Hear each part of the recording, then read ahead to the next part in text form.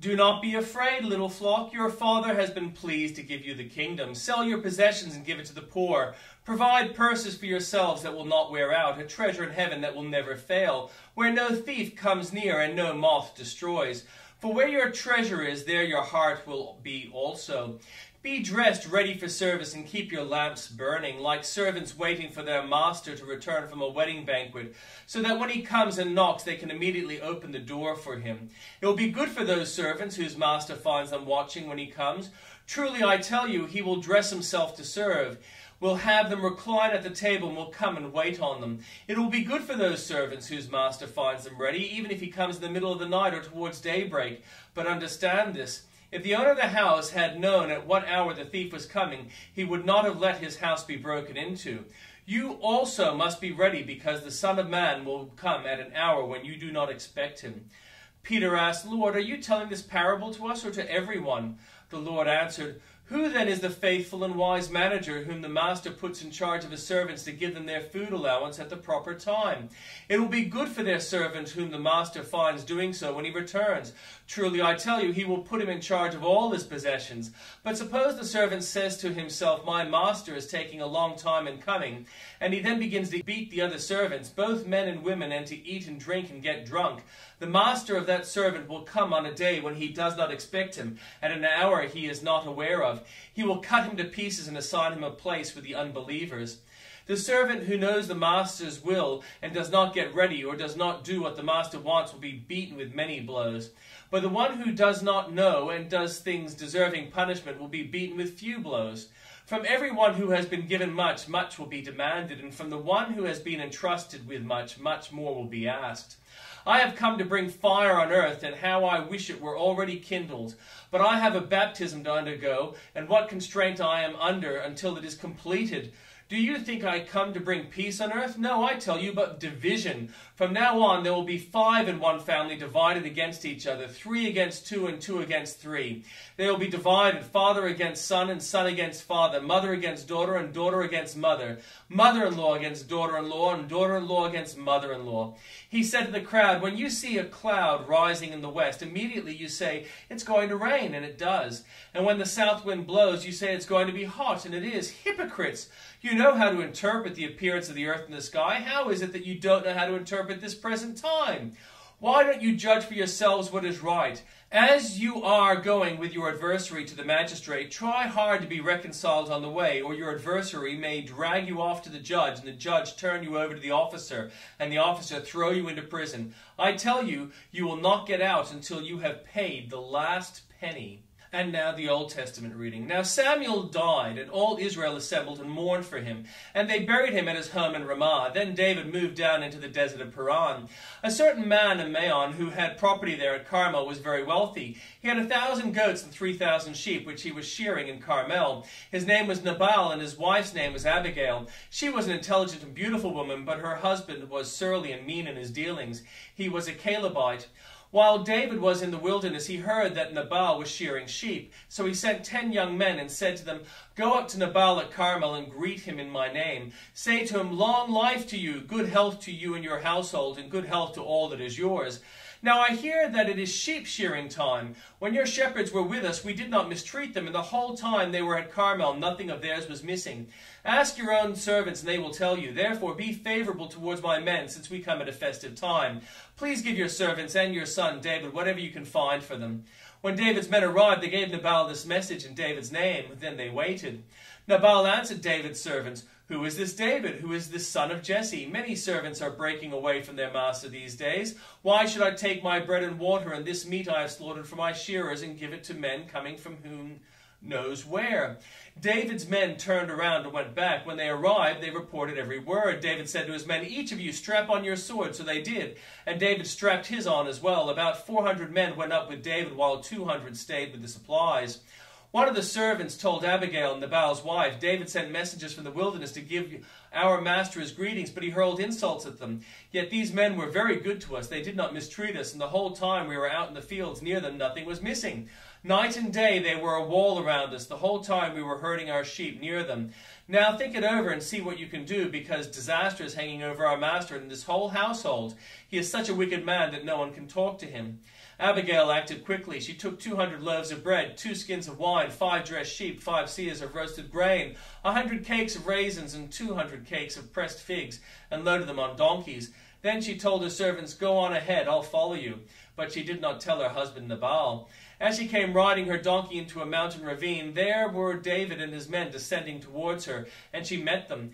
David had just said, "It's been useless, all my watching over this fellow's property in the wilderness so that nothing of his was missing. He has been paid back evil for good. May God deal with David, be it ever so severely, if by morning if I leave alive one male of all who belongs to him." When Abigail saw David, she quickly got off her donkey and bowed down before David with her face on the ground.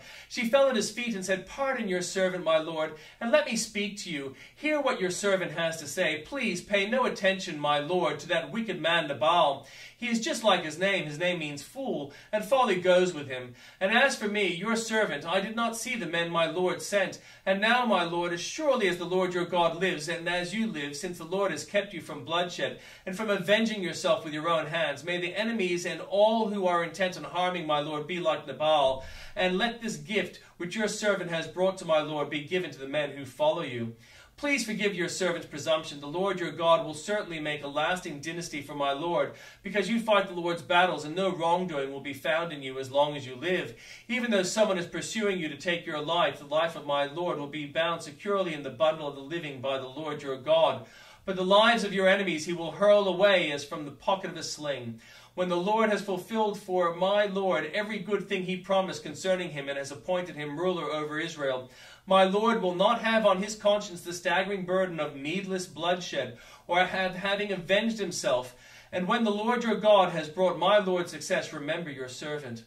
David said to Abigail, "Praise be to the Lord, the God of Israel, who has sent you today to meet me. May you be blessed for your good judgment and for keeping me from bloodshed this day, and from avenging myself with my own hands. Otherwise, as surely as the Lord, the God of Israel, lives, who has kept me from harming you, if you had not come quickly to meet me, not one male belonging to Nabal would have been left alive by daybreak." Then David accepted from her hand what she had brought him, and said, "Go home in peace. I have heard your words and granted your request." When Abigail went to Nabal, he was in the house, holding a banquet like that of a king. He was in high spirits and very drunk, so she told him nothing at all until daybreak. Then in the morning, when Nabal was sober, his wife told him all these things, and his heart failed him, and he became like a stone. About 10 days later, the Lord struck Nabal, and he died. When David heard that Nabal was dead, he said, "Praise be to the Lord, who has upheld my cause against Nabal for treating me with contempt. He has kept his servant from doing wrong, and has brought Nabal's wrongdoing down on his own head." Then David sent word to Abigail, asking her to become his wife. His servants went to Carmel and said to Abigail, "David has sent you to take you to become his wife." She bowed down with her face to the ground and said, "I am your servant, and am ready to serve you and wash the feet of my lord's servants." Abigail quickly got on a donkey, and attended by her 5 female servants, went with David's messengers and became his wife. David also married Ahinoam of Jezreel, and they both were his wives. But Saul had given his daughter Michal, David's wife, to Palti, son of Laish, who was from Galim. The Ziphites went to Saul at Gibeah and said, "Is not David hiding in the hills of Hachilah, which faces Jeshimon?"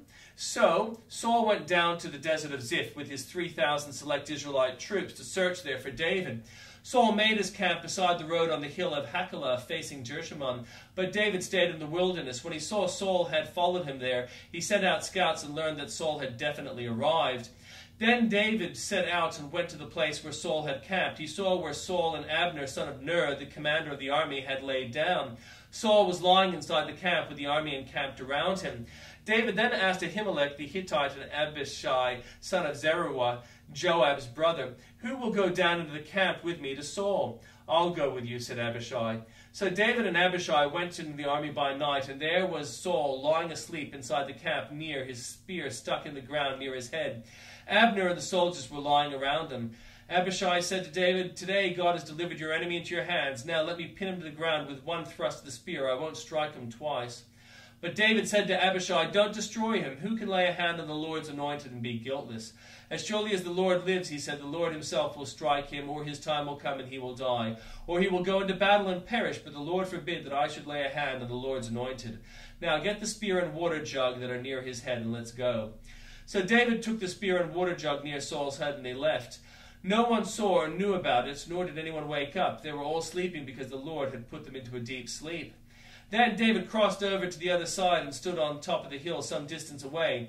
There was a wide space between them. He called out to the army and to Abner, son of Ner, "Aren't you going to answer me, Abner?" Abner replied, "Who are you who calls to the king?" David said, "You're a man, aren't you? And who is like you in Israel? Why didn't you guard the Lord your king? Someone came to destroy the Lord your king. What you have is not good. As surely as the Lord lives, you and the men must die because you did not guard your master, the Lord's anointed. Look around you. Where are the king's spear and water jug just near his head?" Saul recognized David's voice and said, "Is that your voice, David, my son?"